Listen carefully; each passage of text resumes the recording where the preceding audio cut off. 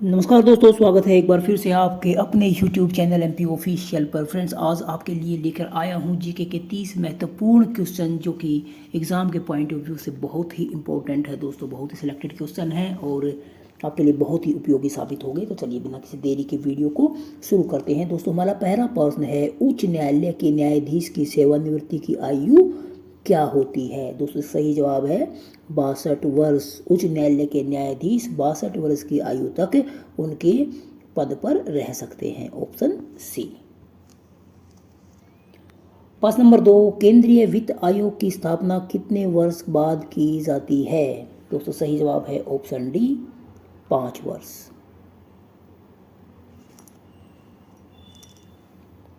प्रश्न नंबर 3, राष्ट्रपति कितनी बार गैर धन विधेयक को संसद द्वारा पारित है लौटा सकता है? दोस्तों, सही जवाब है ऑप्शन ए, एक बार वापस कर सकता है। प्रश्न नंबर 4, मौलिक अधिकारों पर सीमित नियंत्रण कौन लगा सकता है? दोस्तों, सही जवाब है ऑप्शन बी, राष्ट्रपति। प्रश्न नंबर 4, निम्नलिखित में से किस राज्य के राज्यपाल को आदिवासी क्षेत्रों के संदर्भ में विशेषाधिकार प्राप्त नहीं है? तो सही जवाब ऑप्शन सी, मेघालय। प्रश्न नंबर 6, उपराष्ट्रपति का पद संविधान में प्रारंभ से ही है? Option C. प्रश्न नंबर 7, प्रदेश के राज्य निर्वाचन आयोग संविधान के किस अनुच्छेद के अंतर्गत स्थापित हुए हैं? तो सही जवाब ऑप्शन बी, अनुच्छेद 324। प्रश्न नंबर 8, संविधान में संशोधन की शक्ति किस अनुच्छेद में है? दोस्तों, सही जवाब है ऑप्शन डी, अनुच्छेद 368 में संविधान संशोधन की शक्ति का उल्लेख किया गया है। प्रश्न नंबर 9, नागरिकों के मूल कर्तव्य लागू किए गए संविधान के किस संशोधन के द्वारा? तो सही जवाब है ऑप्शन ए, 42वें संविधान संशोधन के द्वारा किए गए। प्रश्न नंबर 10, योजना आयोग क्या है? दोस्तों, सही जवाब है ऑप्शन डी, परामर्शदात्री संस्था।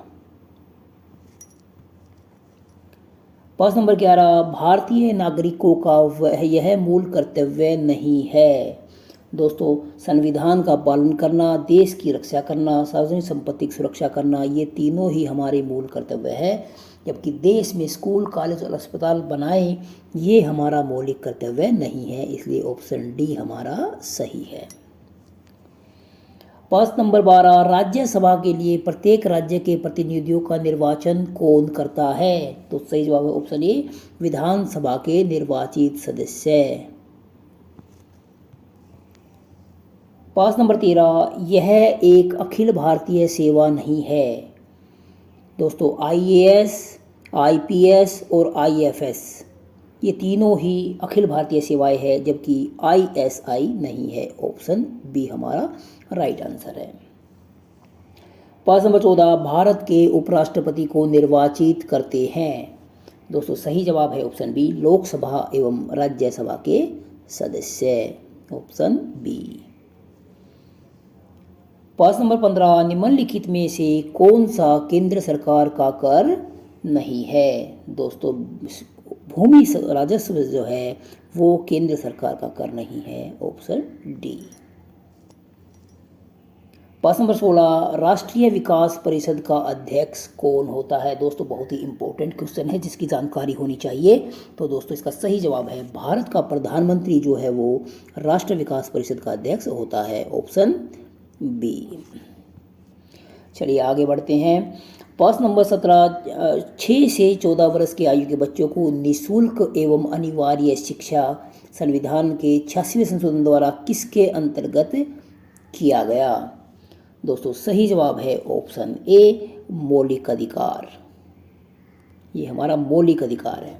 प्रश्न नंबर 17, भारतीय संविधान के अनुरूप शिक्षा 1 केंद्रीय विषय है, राज्य विषय है, समवर्ती विषय है, स्थानीय प्रशासन का विषय है। तो दोस्तों शिक्षा जो है वो समवर्ती विषय है, मतलब केंद्र सरकार और राज्य सरकार दोनों का ही सामूहिक विषय है। तो ऑप्शन सी हमारा सही है। प्रश्न नंबर 19, भारतीय संविधान के किस अनुच्छेद में कानून के समक्ष समानता का प्रावधान है? किसके अनुरूप शैक्षिक अवसरों का समानता का प्रतिबंध किया जाता है? दोस्तों सही जवाब है ऑप्शन डी 45।